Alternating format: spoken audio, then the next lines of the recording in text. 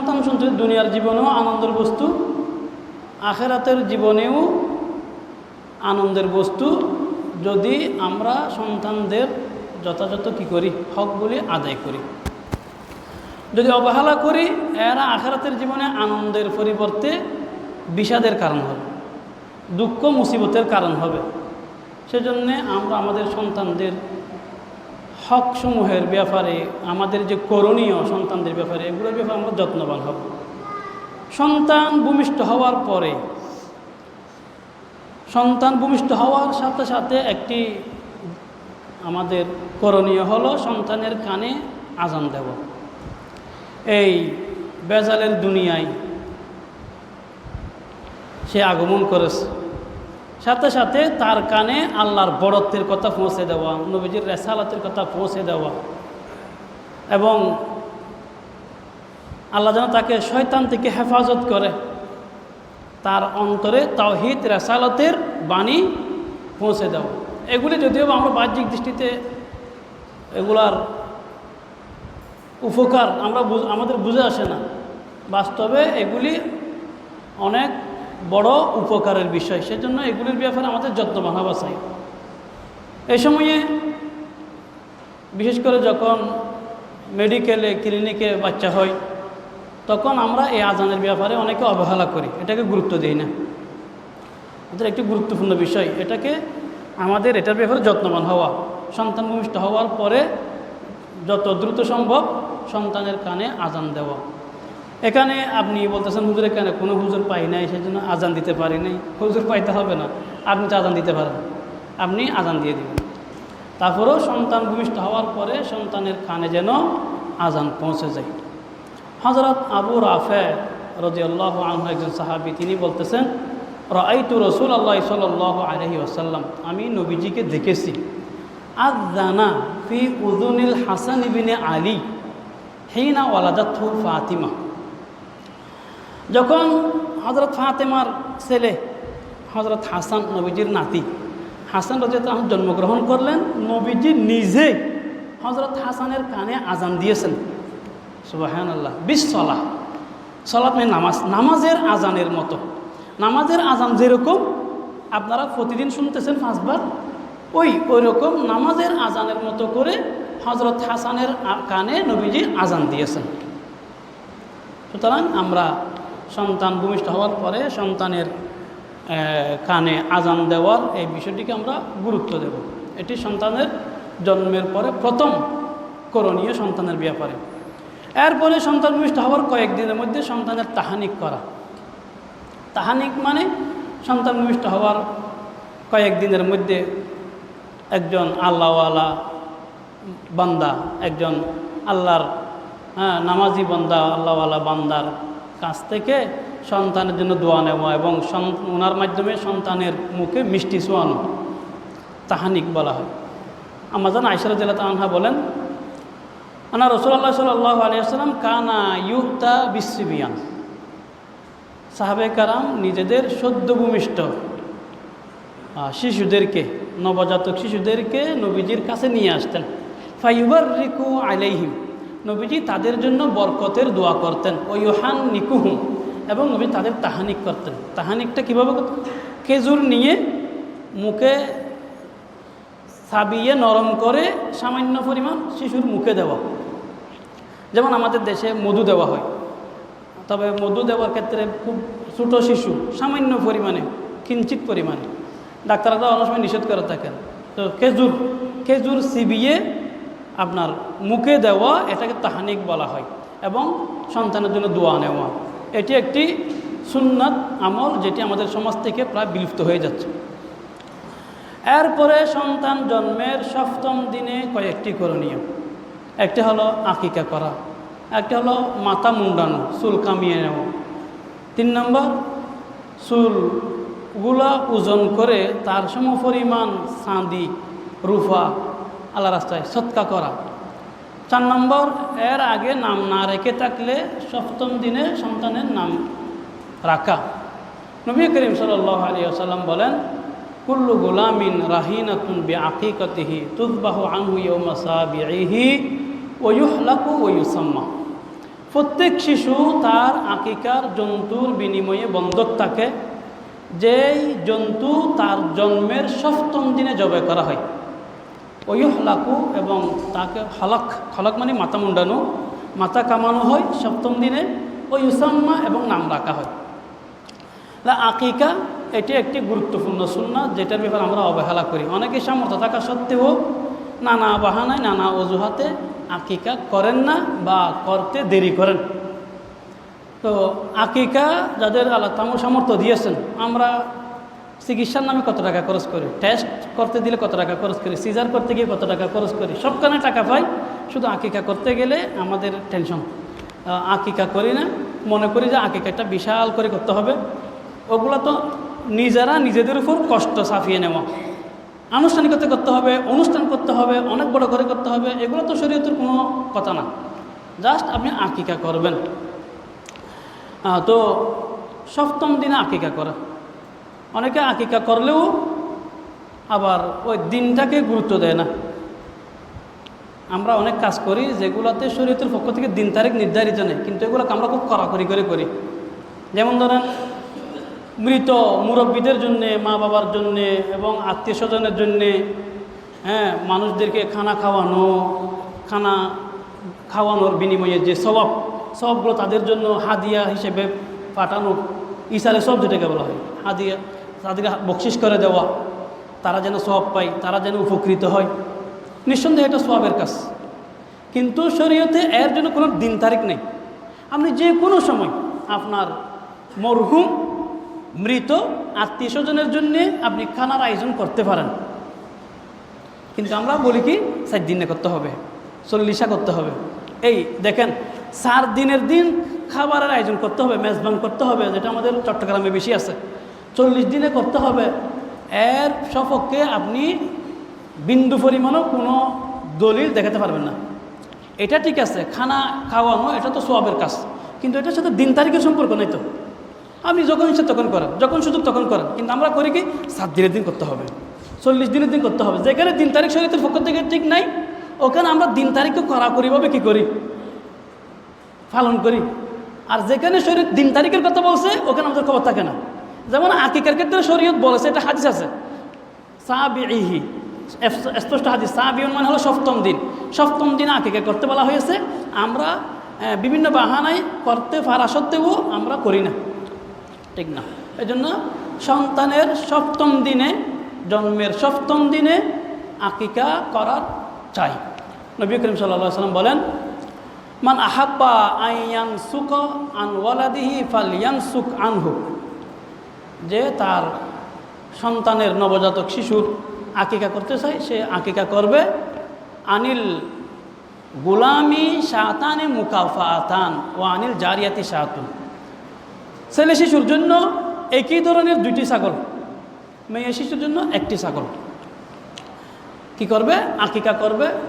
যদি কারো টাকা পয়সা কম হয়, সামর্থ্য কম হয়, 2টি দিতে কষ্ট হয়, তাহলে ছেলে শিশুর জন্য 2টির পরিবর্তে 1টি দিলেও হবে। এমনি নিয়ম হলো কয়টি, 2টি। যদি কারো সামর্থ্য কম হয়, তাওফিক কম হয়, তাহলে 2টির পরিবর্তে 1টি দিলেও হবে। হাদিস শরীফের মধ্যে আছে, আকা রাসূলুল্লাহ সাল্লাল্লাহু আলাইহি ওয়াসাল্লাম আনিল হাসান বিশাতিন, নবীজি হযরত হাসান রাদিয়াল্লাহু তাআলা আনহু এর আকিকা দিয়েছেন বিশাতিন, 1টি ছাগল দিয়ে। ওয়াকাল, এবং নবীজি ফাতেমাকে বলতেছেন, ইয়া ফাতিমা, ও ফাতেমা, ইয়া ফাতিমা তুহলুকি রাসা ওয়া তাসাদ্দাকি বিজিনাতি শারিহি ফিদ্দা, ও ফাতেমা তুমি তার মাথা মুন্ডিয়ে দাও, হাসানের মাথা মুন্ডিয়ে দাও। 7ম দিনে মাথার চুল কামিয়ে নাও, এবং চুলগুলো মেপে ওই চুলের পরিমাণ চাঁদি সৎকা করে দাও। তাহলে আমরা 7ম দিনে চুল কী করবো, কামড়। যদি সন্তান যদি ভালো থাকে, স্বাভাবিক থাকে, তখন অনেকে বলে এটা ডাক্তার নিষেধ করে। যদি আপনার সন্তান যদি স্বাভাবিক থাকে, সুস্থ থাকে, তাহলে লক্ষ লক্ষ মুসলমান, কোটি কোটি মুসলমান মাথার চুল কামিয়েছে 7ম দিনে, কোনো সমস্যা হয়নি। এজন্য এরকম কোনো ওয়াসওয়াসায় পারবেন না, দুঃখায় পারবেন না। আমার নবীজির চেয়ে বড় ডাক্তার আর কোনো ডাক্তার না। নবীজি বলছেন সপ্তম দিনে মাথার চুল কামাও, এটা নবীজির কথা, মানে এটা আল্লাহর কথা। সপ্তম দিনে কী করবেন? চুল মুন্ডাবেন এবং ওই চুলকে মেফে, এটা বিজা চুল হতে হবে না, শুকনো চুল মেফে তার ওজন পরিমাণ চাঁদি আল্লাহ রাস্তায় সৎকা করে দেবেন। তাহলে আকিকা করবেন এবং চুলগুলো সৎকা করে দিবেন। আকিকা এটা সন্তান আল্লাহর অনেক বড় নিয়ামত। যাদের সন্তান তাদেরকে একটু জিজ্ঞেস করে দেখেন না, সন্তানের জন্য মনটা হতো হাহাকার করতেছে।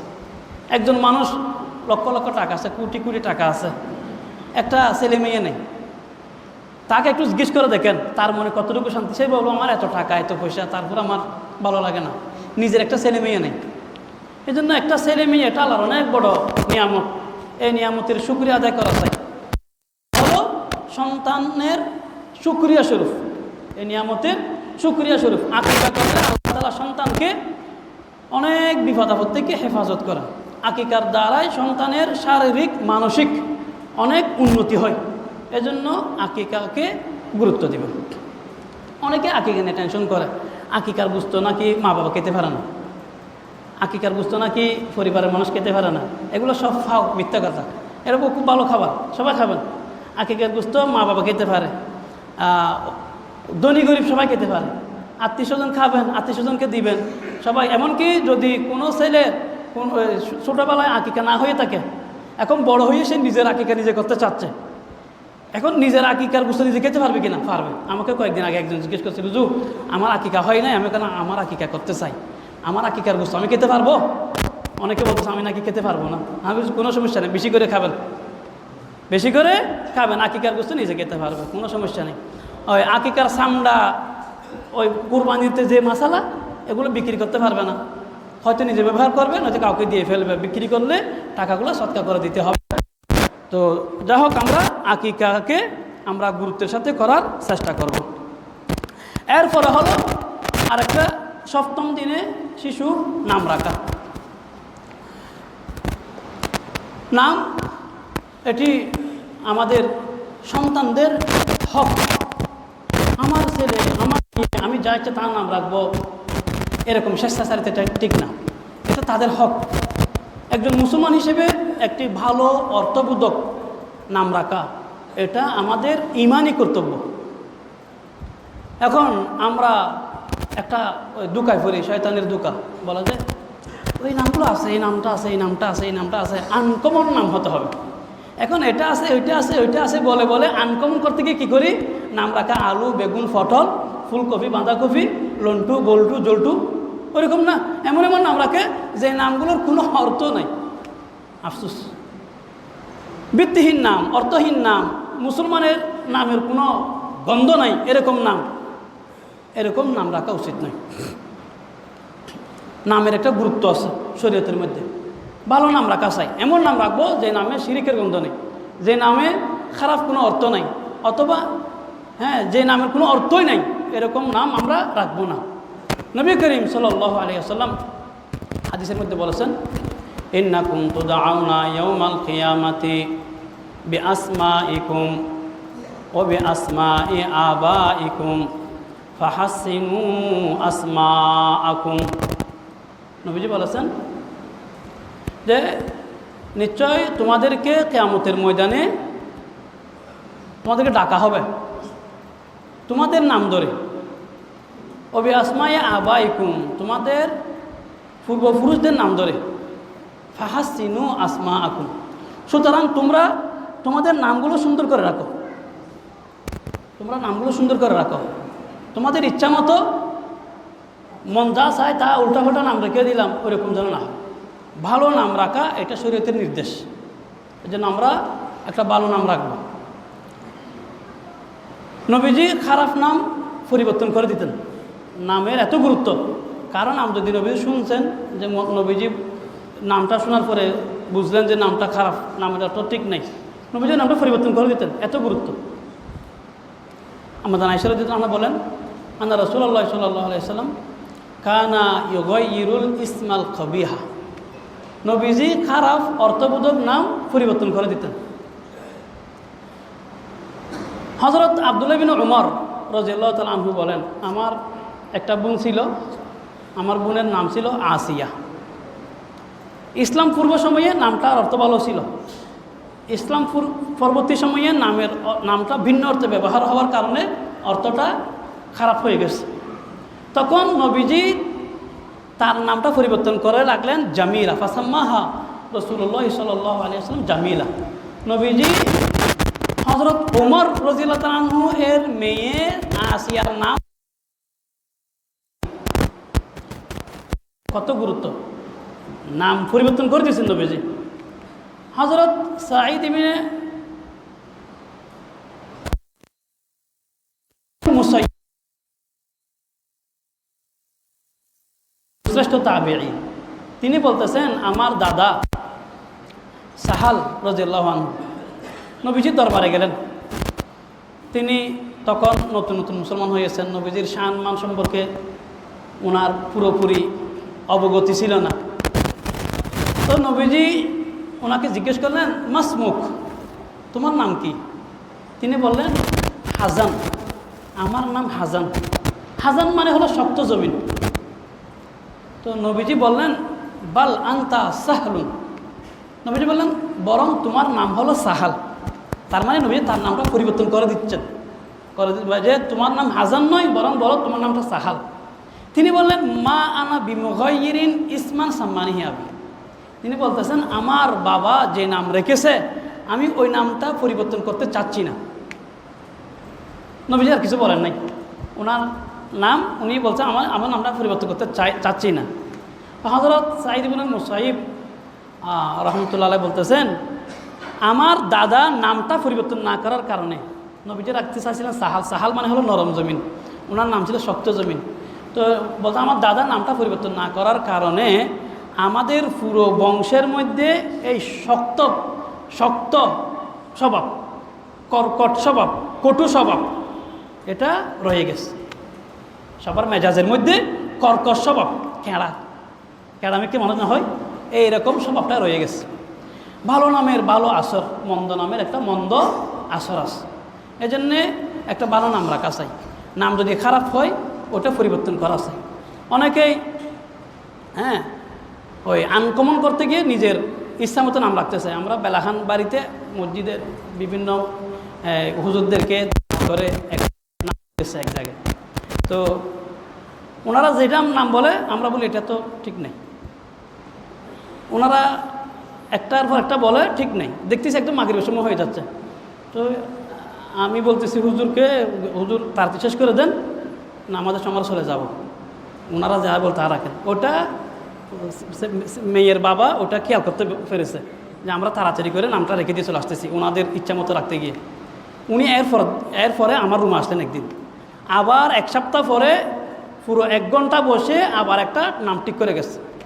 উনি আমাকে পরে যোগাযোগ করলেন, হুজুর আমি বুঝতে পেরেছি আপনারা ঘরের ভিতর থেকে যেরকম বলছে ওরকম আপনাদের তাড়াহুড়া করে নাম রেখে চলে আসছেন, আসল কথা বলেন নামটা ঠিক আছে কিনা। বলছে নামটা একটাও ঠিক নেই, একটার পর একটা নাম বলতেছেন, একটাও ইসলামী নাম না, একটাও ইসলামী নাম না, অথচ নামের গুরুত্ব আছে। ওনাকে নামের হাদিসগুলো বুঝালাম, উনি গুরুত্ব বুঝতে পেরে এসে আবার 1 সপ্তাহ পরে এসে নামটা ঠিক করে গেছেন। এজন্য আমরা নাম রাখার সময় নিজেদের ইচ্ছা মতো রাখবো না, জিজ্ঞেস করবো। আবার অনেকে মনে করো হুজুর আমি তো কোরআন থেকে নাম রেখেছি, কোরআন পড়তেছি তো ওখানে পেয়েছি একটা এই খিনজির শব্দ পেয়েছি, আমার ভালো লেগেছে। খিনজির মানে তো শুকর, কোরআনে আছে বলে তো আপনি রেখে দিবেন। কোরআনে তো তাব্বাত ইয়াদা আবি লাহাব, আবুল হাবও আছে, আপনি আবুল হাব নাম রেখে দিবেন। কোরআনে থাকলে যে এটা ভালো নাম হবে রেখে দিবেন ওইটা না, কোরআনে তো অনেক শব্দ আছে যেগুলোর অর্থ ঠিক নেই। খিনজির এটা শুকর, শুকরের নামকে আপনি রাখবেন। হিমার আছে, হিমার, হিমার মানে গাধা, তা আপনি গাধা নাম রাখবেন? একটা ভালো নাম রাখতে হবে, অর্থবোধক নাম। আমাদের দেশে একটা অভ্যাস আছে, অভ্যাস, সেটা হলো নামের বিকৃতি। নাম হলো হাসান, হাসানিয়া, রফিকিয়া, এরকম মানে আমাদের এরকম নামকে কি করে বিকৃতি করে নাম ডাকি। এর চেয়ে আরো একটা বড় বিকৃতি আছে, মারাত্মক বিকৃতিটা হলো আল্লাহর গুণবাচক নামের সাথে যখন নাম রাখা হয় তখন এখানে বিকৃতি করলে মারাত্মক হয়। আপনারা নিজেরা এটা একটু অনুভব করেন। যেমন ধরেন কারো নাম হলো আব্দুল্লাহ, আব্দ মানে বান্দা, আল্লাহ মানে আল্লাহ, আব্দুল্লাহ মানে আল্লাহর বান্দা, আব্দুল্লাহ মানে আল্লাহর বান্দা।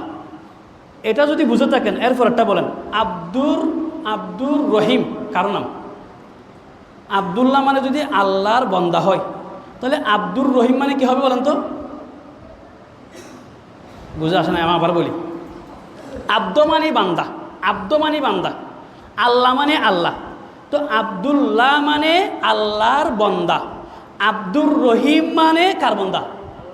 রহিমের বন্দা। তো রহিম কাকে? আল্লাহ। এখন আপনি আব্দুর রহিমকে বলতেছেন এ রহিম, উনার নাম রহিম না, উনার নাম আব্দুর রহিম। উনি রহিম না, উনি রহিমের বান্দা। আপনি ওনাকে বলতেছেন রহিম। ওনার নাম আব্দুল করিম। যখন নামটা হয় আব্দুল করিম, তাহলে উনি করিম না, উনি করিমের বান্দা, ঠিক কিনা? এখন আপনি বলতেছেন করিম, এরকম হয় না? ওনার নাম আব্দুল গফুর, আপনি বলতেছেন এ গফুরজিয়া। উনি কি গফুর না গফুরজিয়া? উনি তো হলো আব্দুল গফুর, গফুরের বান্দা। আর গফুরটাকে আল্লাহ। এই বিকৃতিটা কত মারাত্মক, চিন্তা করে দেখেন তো। এই জন্য যাদের নামের সাথে আব্দ আছে, এখানে আব্দ বাদ দিয়ে বলবেন না, পুরোটা বলবেন, গুনাহ হবে। আপনি বান্দাকে আল্লাহ নামে রাখতেছেন, বান্দাকে আল্লাহ নামে ডাকতেছেন। নবী করিম সাল্লাল্লাহু আলাইহি ওয়াসাল্লাম শিশুদেরকে পদে পদে দিন শিখাতেন। এরপর যখন আমাদের শিশুরা আস্তে আস্তে বড় হবে, হ্যাঁ, আমরা তাদেরকে কদমে কদমে তাদেরকে দিন শিখাবো, দিনের কথা বলবো। হ্যাঁ, ওরা বুঝুক না বুঝুক, ওরা জানুক না জানুক, ওরা তো জানবে না, ছোটো শিশু, ওদেরকে আমরা অনুশীলন করাবো, প্র্যাকটিস করাবো, বারবার বলবো। এখন আমরা ছোটোবেলায় তো এগুলোর ব্যাপারে কোনো ধরনের ভ্রুক্ষেপও করি না, বড় হলে আফসোস করি। ছেলেটা কথা বলে শোনে না, নামাজ পড়তে বলে নামাজ পড়ে না। আরে পড়বে কোথা থেকে? আপনি তো তাকে ছোটোবেলা থেকে নামাজ পড়ার অনুশীলন করার নাই, ছোটোবেলা থেকে তাকে আপনি আদব কায়দার অনুশীলন করার নাই, ছোটোবেলা থেকে তাকে আপনি শরীয়তের বিধিবিধানগুলো অনুশীলন করার নাই। এখন বড় হয়ে সে মানতেছেন, আপনি আফসোস করতেছেন। তো নবীজির অভ্যাস হলো, নবীজি ছোটোবেলা থেকে শিশুদেরকে আদব কায়দা শিখাতেন। যেমন হযরত আব্দুল্লাহ ইবনে আব্বাস রাদিয়াল্লাহু আনহু বলতেছেন, আমি ছোটো ছিলাম, ছোটো অবস্থায় আমি একদিন নবীজির সাথে আসি, নবীজি আমাকে বলতেছেন ইয়া গোলাম, গোলাম মানে ছোটো শিশু, ছোটো ছেলে, ও ছেলে, ও আল্লিমুকা কালিমাত, আমি তোমাকে কিছু ভালো কথা শিক্ষা দেব, তুমি এগুলা ভালো করে খেয়াল করো। ইহফাজিল্লাহ ইয়াহফাজকা, তুমি আল্লাহকে হেফাজত করো, আল্লাহ তোমাকে হেফাজত করবে। আল্লাহকে হেফাজত করো মানে আল্লাহর বিধিবিধানকে হেফাজত করো। আল্লাহ যেভাবে চলতে বলছেন ওইভাবে চলো, ওইভাবে করো, যেটা করতে বলছেন ওটা করো, যেটা থেকে নিষেধ করছো ওটা থেকে তুমি বিরত থাকো, তাহলে আল্লাহও তোমাকে হেফাজত করবে। ইহফাজিল্লাহ তাজিদহু তুজাহাকা, তুমি আল্লাহকে হেফাজত করো, অর্থাৎ আল্লাহর বিধিবিধান মেনে চলো, তুমি প্রতি কদমে কদমে আল্লাহকে তোমার সামনে পাবে। তোমার যে কোনো কাজে কর্মে তুমি আল্লাহর সাহায্য সহযোগিতা পাবে। ইজা সাআলতা ফাসআলিল্লাহ, নবীজি এই ছোটো আব্দুল্লাহ ইবনে আব্বাসকে শিক্ষা দিচ্ছে যে তুমি যা কিছু চাও আল্লাহর কাছে চাও। কার সাথে সম্পর্ক করাও? সন্তানকে আল্লাহর সাথে, আল্লাহর কাছ থেকে চাওয়া শিখান। যে তোমার যে কোনো কিছু দরকার হলে কার কাছে চাও? আল্লাহর কাছে চাও। ওয়াইজাস্তাআনতা ফাস্তাইজ বিল্লাহ, তোমার সাহায্যের প্রয়োজন হলে সাহায্য কার কাছে চাইবে? আল্লাহর কাছে চাইবে, আল্লাহর কাছে চাও। ওয়ালাম আন্নাল উম্মা লাবিজতামাআত আলা আইয়ানফাউকা বিশাইইন লাম ইয়ানফাউকা ইল্লা বিশাইইন কদ কাতাবাহুল্লাহু লাক। নবীজি বলতেছেন, শোনো, সারা পৃথিবীর সমস্ত মানুষ যদি তোমার কোনো লাভ করতে চায়, আল্লাহ তোমার তাকদিরে যতটুকু রেখেছেন তার চেয়ে বেশি কিছু কেউ করতে পারবে না। ওয়ালা বিজতামাউ আলা আইয়াদুররুকা বিশাইইন লাম ইয়াদুররুক ইল্লা বিশাইইন কদ কাতাবাহুল্লাহু আলাইক।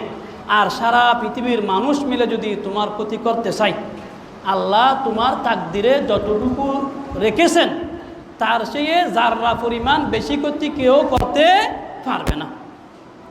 এগুলি ছোটোবেলা থেকে নিজেদের ছেলে মেয়েদেরকে এই কথাগুলির তালিম দিয়ে দিয়ে ছেলে মেয়েদের ঈমানকে মজবুত করা, আকীদাকে মজবুত করা, আল্লাহর সাথে তাদের সম্পর্ককে মজবুত করা, সন্তানের সাথে আল্লাহর সাথে সম্পর্ক জড়িয়ে দেওয়া। এগুলি আমাদের জন্য কয়েকটি উদাহরণ। আমরা এভাবে প্রতি কদমে কদমে সন্তানকে আল্লাহর সাথে সম্পর্ক হয় এরকম বিষয় শিক্ষা দেব।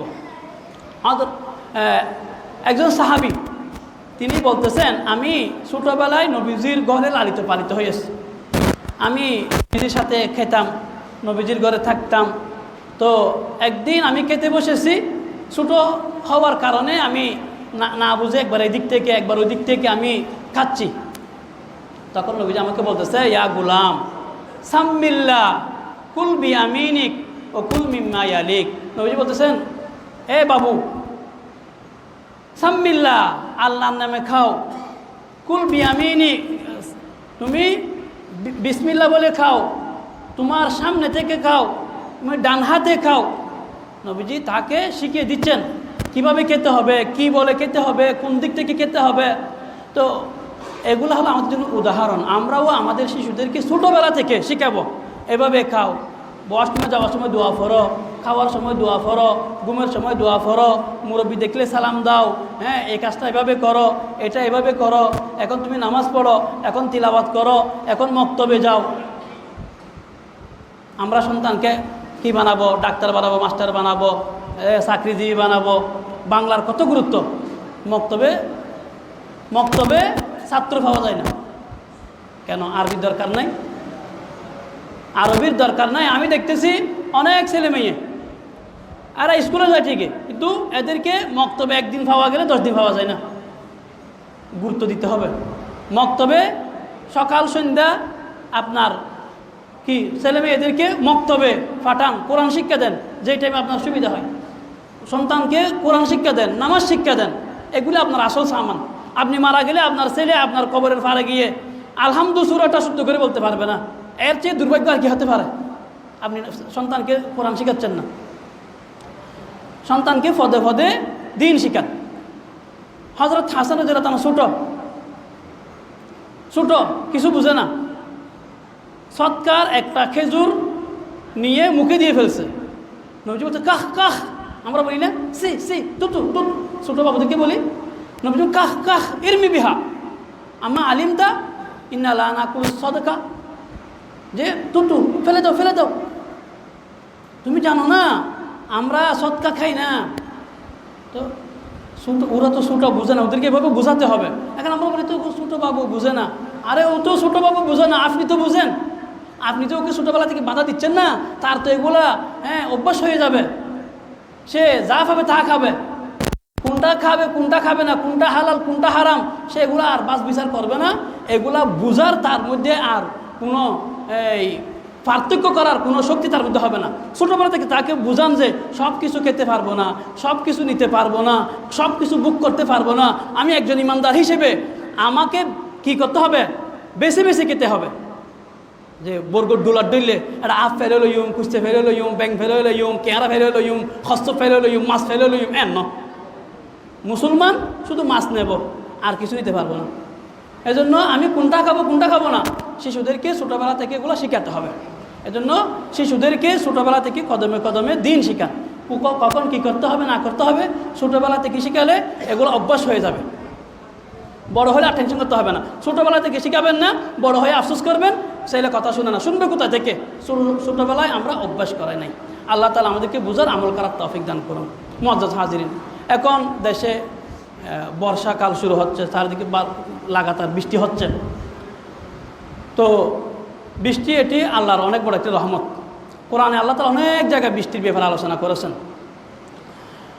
রাসূল করিম সাল্লাল্লাহু আলাইহি ওয়াসাল্লাম বৃষ্টি হলে বলতেন, মুতিরনা বিফদলিল্লাহি ওয়া বিরহমাতি, আল্লাহর রহমত এবং মেহেরবানিতে আমরা বৃষ্টিপ্রাপ্ত হয়েছি।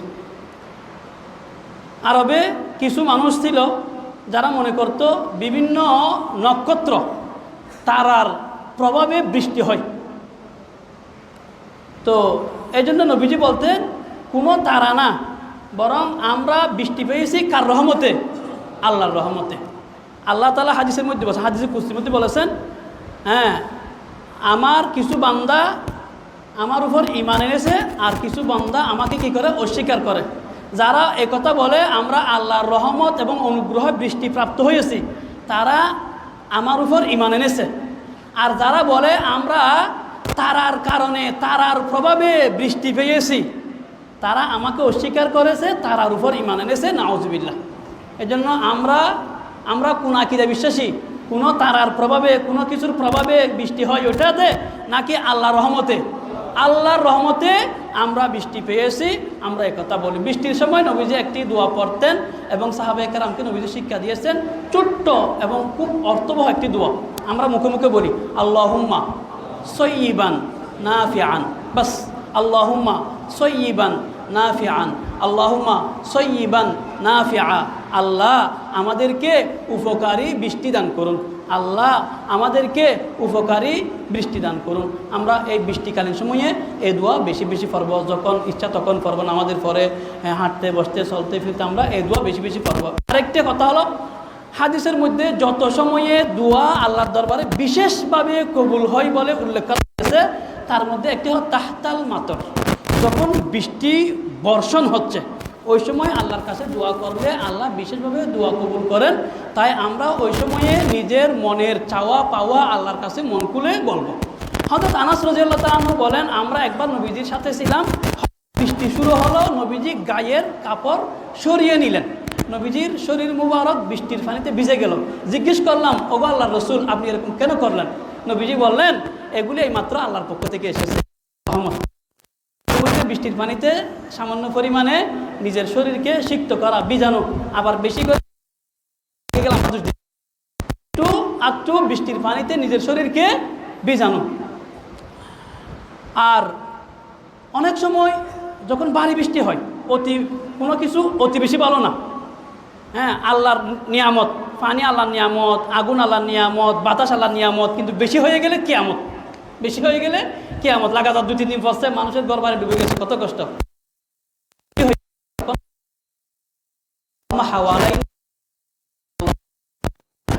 আলাইনা, ও আল্লাহ আমাদের আশেপাশে দান করুন, যেখানে মানুষের বৃষ্টির প্রয়োজন, অথবা যেখানে বাড়িঘর নাই, পাহাড় পর্বত টিলা, যেখানে বৃষ্টি পড়লে মানুষের ক্ষতি হবে না, ওইরকম জায়গায় আপনি বৃষ্টি দান করুন। ওয়ালা আলাইনা, আমাদের আর লাগবে না, আর দিয়ে।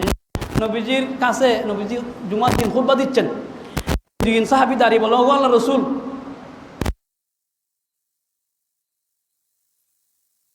সবাই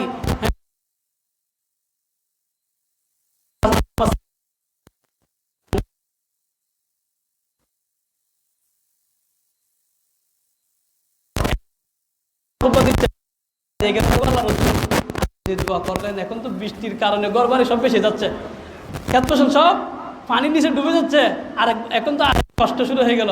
নবীজি বললেন, আল্লাহুম্মা হাওয়ালাইনা ওয়ালা আলাইনা, আল্লাহ আমাদের আশেপাশে দান করুন, আমাদের আর লাগবে না। তখন বৃষ্টির ছাতা থেমে গেল। সুবহানাল্লাহ। তো আমরা যখন বৃষ্টি বেশি হবে, আমরা আল্লাহর কাছে দোয়া করবো, আল্লাহুম্মা হাওয়ালাইনা ওয়ালা আলাইনা। যখন বাতাস হয়, তুফান হয়, নবীজি ভীত সন্ত্রস্ত হয়ে যেতেন, কারণ এই তুফানের সাথে না জানে কি আছে।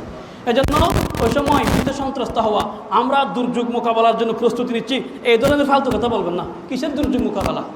প্রস্তুতি নেওয়ার মতো আমাদের কোনো সাধ্য আছে? সব উল্টাই শেষ করে দিবে আল্লাহ। এজন্য মোকাবেলা না, নিজেরা আল্লাহর কাছে ভীত সন্ত্রস্ত হবো, দোয়া করব, আল্লাহ তাআলা যেন আমাদেরকে কি করেন, এটা থেকে হেফাজত করেন, সতর্ক থাকবো, সচেতন থাকবো, কি হলে কি করা যায়। কিন্তু মোকাবেলা করার তো আমাদের সাধ্য নেই। তো আল্লাহর কাছে দোয়া করবো, আল্লাহুম্মা লা তাকতুলনা বিগদবিকা ওয়া লা তুহলিকনা বিআযাবিক ওয়া আফিনা ক্বাবলা যালিক। আর একটা দোয়া আছে, আল্লাহুম্মা ইন্নী আসআলুকা খায়রাহা ওয়া খায়রা মা ফিহা ওয়া খায়রা মা উসিলাত বি ওয়া আউযু বিকা মিন শাররিহা ওয়া শাররি মা ফিহা ওয়া শাররি মা উসিলাত বি। এই দোয়াগুলো আমরা দোয়ার বই থেকে শিখবো।